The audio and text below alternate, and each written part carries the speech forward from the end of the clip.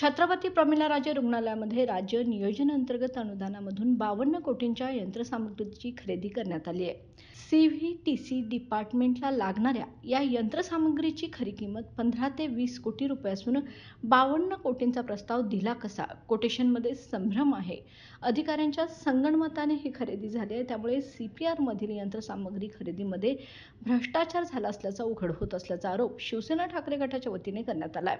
याबाबत संबंधित विभागाच्या आयुक्तांनी व सचिवांनी उच्चस्तरीय समिती नेमून चौकशी करावी व CPR मधील विभाग प्रमुख आणि तत्कालीन अधिष्ठाता यांना निलंबित करावे अशी मागणी निवेदनाद्वारे करण्यात आली. मागण्यांचे निवेदन जिल्हाधिकाऱ्यांना देण्यात आले.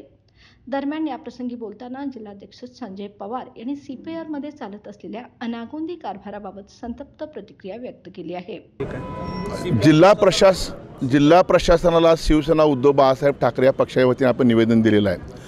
खरं तर सरकारी दवाखाना हा फार मोठा अनेक लोकांना एक आधारवड आहे. म्हणजे कोल्हापूर जिल्हा असून दे, सिंधुदुर्ग जिल्हा, कोकण असून दे किंवा आमचा कर्नाटक, आसपासचे लोक तिथे येत असतात एक अपेक्षेने.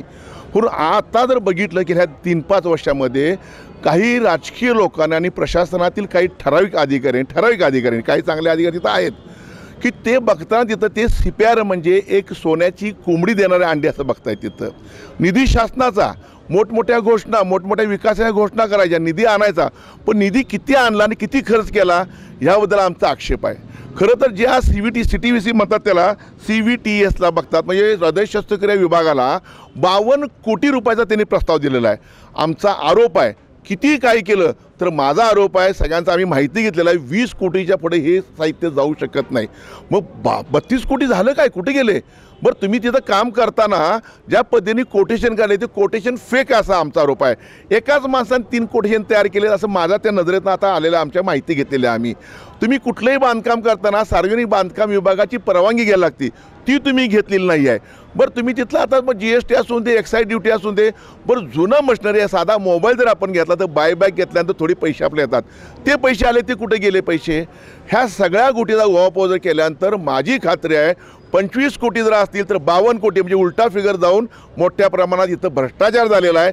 संबंधित डिपार्टमेंटचे हेड ऑफ द डिपार्टमेंट जे कोण असतील महाशय त्यांची आणि तत्कालीन तिथले जे डीन आहेत त्यांची निलंबित करणं गरजेचं आहे त्यांना आणि त्यांची चौकशी करणं गरजेचं आहे. म्हणून इथले आम्हाला समितीची अपेक्षा नाही. इथली समिती जर त्यांनाच फेवर असणार आहे. शासनाने त्यांच्या पद्धतीची तज्ञ प्रामाणिक जी लोक आहेत त्यांची समिती नेमून हे जर भांडाफोड केला तर आमची खात्री आहे की 100% ह्यात साधारण 20 ते 25 कोटीचा ढपला पाडण्यात आला असा आमचा आरोप आहे. निवेदनावेळी सहसंपर्क प्रमुख विजय देवणे, शहर प्रमुख सुनील मोदी, मंजित माने, अवधूत साळोखे यांच्यासह पदाधिकारी व कार्यकर्ते उपस्थित होते. बाळ, फ्रीजमधून श्रीखंड काढ ना. आम्ही पूर्वी घरीच बनवायचो श्रीखंड, त्याची चवच वेगळी होती. आता काय सगळं रेडीमेड. आजी, हे श्रीखंड खाऊन बघ. आज तुझ्या आईनं घरीच बनवलं की काय? हे आहे गोकुळचं श्रीखंड. अगदी जिभेवर रेंगाळणार. जिभेवरच नाही तर मनावरही रेंगाळणार. गोकुळ श्रीखंड, मनावर रेंगाळणार.